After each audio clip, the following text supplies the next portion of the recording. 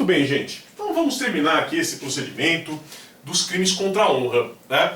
E para terminar, a gente precisa ver quais são as peculiaridades, né? Quais são as coisas diferentes que acontecem nesse procedimento em relação aos outros procedimentos, tá? Então a primeira peculiaridade que tem é a tentativa de conciliação. Então o que vai acontecer? O artigo 520 do Código de Processo Penal vai estabelecer que nesses casos a gente tem que fazer uma tentativa de conciliação, tá? Então o juiz vai ter que tentar fazer com que as partes se acertem. A lei estabelece que vai ter que fazer uma oitiva individual das partes, né, sem os advogados, tentando fazer com que elas cheguem no acordo para evitar uma movimentação desnecessária da máquina judiciária, né? Então, às vezes, né, quando a gente fala em crimes contra a honra, pode ser uma coisa que não é tão séria assim, às vezes o juiz consegue acalmar os ânimos, né, e resolver todos os problemas, tá? Então, se for isso, a gente pode ter aqui essa tentativa de conciliação, tá? Alguns problemas que aparecem aqui. Primeiro, se não tiver isso, tá? Então não aconteceu essa tentativa. Por qualquer razão, porque o juiz esqueceu, porque não sabia o que precisava fazer, faltou na aula que tinha isso, sei lá, qualquer coisa que aconteceu. Qual que é a consequência? Muito cuidado. Nulidade absoluta, tá? Então a gente vai ter aqui essa obrigatoriedade, né? Se não tiver isso e o processo continuar, né? Essa tentativa de conciliação deve ser feita antes do recebimento da queixa-crime, como manda a lei. Se o juiz receber a queixa-crime, né, iniciar a ação penal, então aí a gente vai ter nulidade absoluta, tá tudo nulo, vai ter que começar de novo, tá? Outro problema, e se as pessoas não aparecem, né? Então as partes lá que deveriam se conciliar não aparecem. Bom, aí temos duas situações e duas correntes, né? Tem duas coisas que podem acontecer. Então se quem não aparece é o querelante, né? É o autor da ação. De acordo com Aurí Lopes, a consequência vai ser a perempção. Porque é o que acontece na ação penal privada, quando a parte não dá andamento, né? Então, a pessoa está lá, numa situação de ação penal privada, né? E não dá seguimento à ação penal, a consequência é sempre essa. Ela vai extinguir a punibilidade, vai gerar a perempção. Então, é o que o Aurí Lopes Júnior defende. E se quem faltar for o querelado, né? For o réu? Aí vai ter a possibilidade de condução coercitiva, que a gente chamava antigamente de condução debaixo de vara, né? Então você pega e manda o cara à força. Ué, tem que ir. Como não vai? Né? Que absurdo é esse? Vai ter que ir sim. Então, assim que a gente vai resolver aqui esse caso. Tá? Porém, o Guilherme Nucci não concorda com isso. Por isso eu falei que tem duas correntes, tá? Cuidado. Porque a primeira diz isso, né? A primeira corrente é, ó, se for o autor, é perempção, se for o réu, condução coercitiva e pau na máquina, né? O Nucci vai dizer que não, tá? Porque essa audiência, né? Essa tentativa de conciliação, ela serviria justamente para a gente tentar acalmar os ânimos, né? E você fazer uma condução coercitiva vai simplesmente servir para acirrar os ânimos, para que a gente tenha aí as pessoas ainda mais nervosas, né? Ainda com mais vontade de se processarem, o que vai ser ainda pior, tá? Então, guardem aí que tem esse outro entendimento também, tá? Bom, aí como eu disse, se der tudo certo na audiência, então as partes chegaram a um acordo, tá todo mundo feliz, qual que é a consequência? A gente vai ter a extinção da punibilidade, né? Então acabou, não tem mais nada, né? É algo assim que fica entre a renúncia, né, e o perdão. Eu não sei se vocês lembram da renúncia e do perdão, são duas causas de extinção da punibilidade aqui na ação penal privada, né? A renúncia é da queixa, né? Então a pessoa renuncia ao direito de queixa e o perdão vai ser depois que a ação penal já começou. Aqui a gente está no meio do caminho, porque já houve a queixa, né? Mas o juiz ainda não recebeu, ainda não começou a ação penal. Então é algo entre a renúncia e a queixa. Mas isso não importa. O que vocês têm que saber é que, se houver a conciliação, gera a extinção da punibilidade. Tá? Acho que isso que é o fundamental que vocês têm que saber aqui. E aí, se não tiver a conciliação, aí o juiz deve iniciar a ação penal sem problema nenhum. Tá bom? Bom, dito isso, o segundo aspecto diferente que pode ter aqui nessa questão dos crimes contra a honra é a famosa exceção da verdade, ou notoriedade do fato imputado, né, que é prevista lá pelo artigo 523 do Código de Processo Penal. Então vocês sabem, gente, que principalmente nos casos de calúnia, é muito comum, né, que exista a possibilidade da exceção da verdade. Porque a calúnia está imputando a pessoa um fato, né, tem uma historinha, né, alguém fez alguma coisa, aconteceu alguma coisa, é um fato.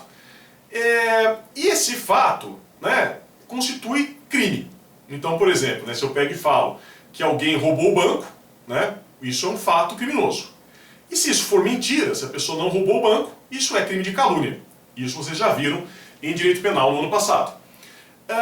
Então, como a calúnia exige que esse fato seja falso, exige que a gente fale aqui de uma imputação falsa, então, portanto, existe quase sempre a possibilidade de exceção da verdade, tá? Então, eu posso fazer exceção da verdade, né? Falar, não, é verdade, ele roubou o banco mesmo. E isso vai impedir a punição por calúnia, tá? Na difamação, exceção da verdade é exceção. Com perdão no trocadilho, mas é isso mesmo, exceção da verdade é exceção. Porque ela só vai ser possível quando eu estiver falando aqui de funcionário público no exercício das suas funções, né? Aí você vai poder discutir a questão da exceção da verdade, certo? Então, normalmente não pode, tá? Então, muito embora a difamação diga respeito ao fato, né? E o fato possa ser verdadeiro ou falso, eu não vou ter essa possibilidade, por uma mera questão de opção legislativa. Então, cuidado, ó. Vocês que gostam de fofoca, cuidado com a fofoca, porque normalmente fofoca é difamação. E aí tem a pessoa que gosta de fazer uma fofoquinha, né? E fala assim, mas o que eu estou falando é verdade, o meu compromisso é com a verdade. E eu falo, você está ferrado de qualquer jeito, porque difamação, em regra, tanto faz ser verdade ou ser mentira, né? Você vai ter o crime de qualquer jeito, tá? Então, portanto, cuidado com isso, né? Difamação só excepcionalmente. E, no que diz respeito à injúria, não tem, né? Porque injúria, se vocês lembrarem, é qualidade, né? Aquilo que eu falei, chamar a pessoa de civilista, de corintiana, né? De feio, de bobo, de chato. Isso, qualidade, né, gente? Não dá para ser verdadeiro ou falso, né? Fato pode ser verdadeiro ou falso, qualidade não. Então, eu acho que o fulano é chato, né? Mas isso é questão de gosto. Tem gente que acha coisas chatas legais, né? Então, por exemplo, tá cheio de gente aí, algumas pessoas que provavelmente estão me vendo agora, devem achar que direito civil, que na minha opinião é uma coisa chatíssima, é legal, né? Ou vocês não conhecem a pessoa que namora com uma outra que é feia, né, e acha linda, né? Então, não dá para discutir, tá? Não tem exceção da verdade no que diz respeito à injúria. Você vai ter normalmente na calúnia e excepcionalmente na difamação, certo? Lembraram disso? Bom, avançando então. Então, o que vai acontecer, né? De acordo com o NURT, né? O momento em que você vai ter aqui essa exceção da verdade deve ser no momento em que eu teria a resposta à acusação, tá? Então, no momento em que o réu aí do crime de calúnia, né, por exemplo, que é o mais comum, deve apresentar a sua resposta à acusação, né, aquela sua primeira defesa da imputação que está sendo feita, é nesse momento que ele deve fazer a exceção da verdade, se for o caso, se for uma situação que efetivamente comporta, né, essa exceção da verdade, tá? Então, esse é o entendimento do NUT. O Mirabete, ele acha que pode ser a qualquer tempo, tá? Então que não tem prazo para eu fazer a exceção da verdade. Então se a exceção da verdade não acontecer no prazo da resposta à acusação, pode acontecer depois, não gera preclusão, tá bom? Muito bem. Aí, o que vai acontecer? O querelante, né, ou o Ministério Público, né, o Ministério Público também pode ser autor de ação penal, aqui nesse caso, eles podem contestar essa exceção da verdade em um prazo de 2 dias, tá? Então, é feita a exceção da verdade, aí abre um prazo de 2 dias para outra parte fazer a contestação. Normalmente, né, essa exceção da verdade vai ser julgada nos mesmos autos, então é para facilitar a questão de economia processual mesmo, né? Então, falaram lá que o fulano roubou o banco, né? E aí ele processa por calúnia, e daí a outra parte fala, não, mas ele roubou mesmo, né? Enfim. Aí já julga tudo junto, né? Se for o caso, já condena pelo roubo do banco, né? Ou se não for o caso, já condena pela calúnia. Enfim, o juiz vai tomar lá a medida que for cabível naquele caso, tá? Aí pergunta que vocês podem fazer, e se tiver outro processo? Que isso é uma coisa comum, né? Então fala, ele roubou o banco, mas é verdade. Por que é verdade? Porque lá na segunda vara criminal tem um outro processo versando sobre essa questão, tá? Então, o procedimento normal aqui é reunir o outro processo. Você vai reunir o outro processo e vai julgar tudo junto. Questão de economia processual, evitar decisões discrepantes, né? Então, você vai tentar resolver isso no mesmo processo. Só que aí tem um problema, tá? Qual que é o problema? Eventualmente, né, a pessoa aí que teria cometido o crime pode ter direito a foro por prerrogativa de função. Aquilo lá que o seu tio que é dentista chama de foro privilegiado, né? Então, eventualmente, você vai ter isso. Então, não vai dar para o juiz do processo lá da calúnia julgar a exceção da verdade, porque ele não é competente para isso. Então, digamos, seja um caso, né, que o presidente da República está sendo acusado de alguma coisa. Quem julga o presidente da República, vocês já sabem disso, é o STF.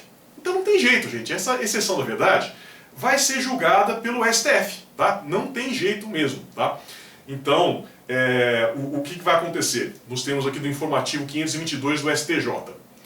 Houve a arguição dessa exceção da verdade no processo de calúnia.